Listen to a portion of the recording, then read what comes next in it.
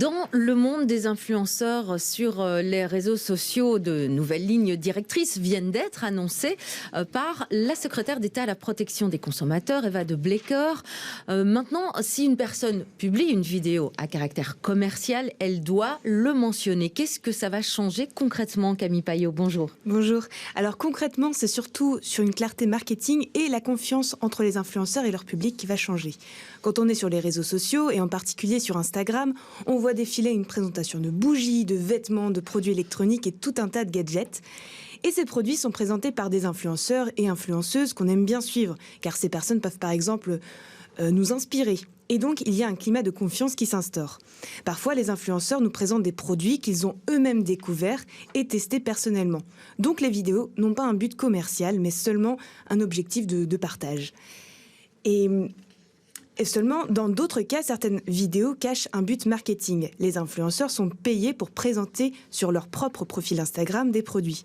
Et souvent, il n'y a pas d'indice textuel pour les followers sur ces produits sponsorisés. Ainsi, pour ne pas perdre cette confiance qu'il peut y avoir entre les influenceurs et leur public, des lignes directrices viennent d'être clarifiées. Alors c'est quoi justement ces lignes directrices, Camille ? Alors maintenant, on pourra voir des mots comme annonce, publicité ou encore sponsorisé précédés d'un hashtag pour prévenir les followers. Car avant, c'était un petit peu le flou artistique, car il n'y avait pas d'indication sur la manière de présenter une vidéo sponsorisée. D'après la secrétaire d'État à la protection des consommateurs, Eva de Blecker, ces lignes directrices seront bénéfiques autant pour les consommateurs que pour les influenceurs eux-mêmes.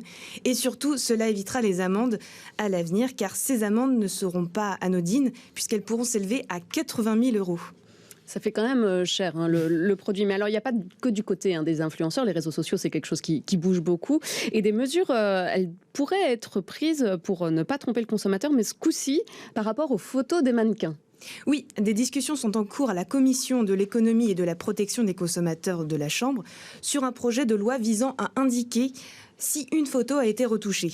Mais cela ne concerne pas toutes les photos de mannequins, uniquement celles ayant un but commercial et dont les modifications ont été apportées pour amincir encore plus le ou la mannequin.